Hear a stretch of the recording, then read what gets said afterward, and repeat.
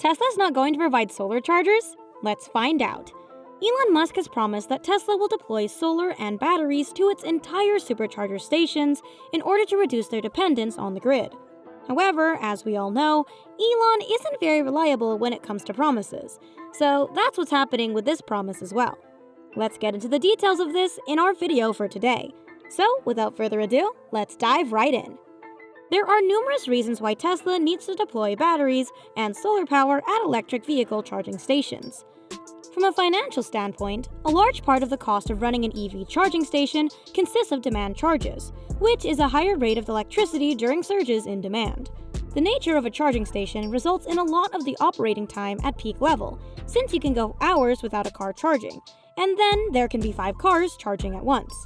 Batteries have the potential to reduce the peak demand to greatly reduce the demand charges, which frequently account for more than a third of the cost of operating a charger.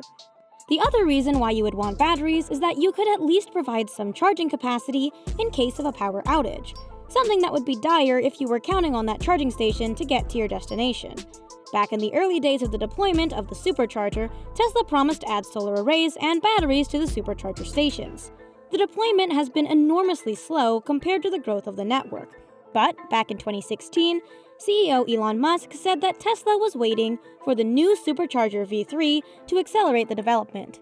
In 2017, Musk even added that Tesla plans to add solar and batteries to all supercharger stations and eventually disconnect most of them from the grid. The Supercharger V3 was postponed a few times, but it finally came in 2019. Yet, Tesla didn't hurry the development of solar and batteries at the charging stations.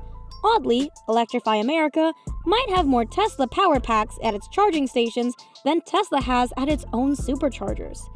As of the end of last year, Electrify America had organized power packs of over 140 stations and growing. The charging network's main aim for installing the batteries is to control the demand charges, especially in California. In the meantime, Tesla's own cost of supercharging is surging, especially in California.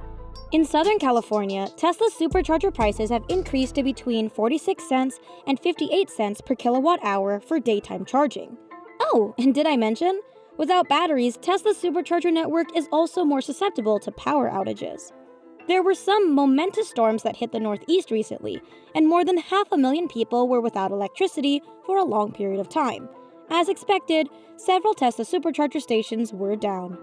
Claude Lendon had to stop at a supercharger near Ottawa on his way to Montreal, but the supercharger was down due to the said outage. Lendon arrived at the station at 6:30 p.m., where he found several other Tesla vehicles waiting. He did what seemed like the best thing to do at the time. He called Tesla. When I told a Tesla rep that there were currently 6 people waiting in their Teslas with no ETA from Hydro One, I felt the appropriate response would be, "Hold tight, we're sending a rental minivan to pick everyone up." I got, "We're really sorry, but nothing we can do." The annoying part is that the supercharger station was still showing online in Tesla's system when he arrived.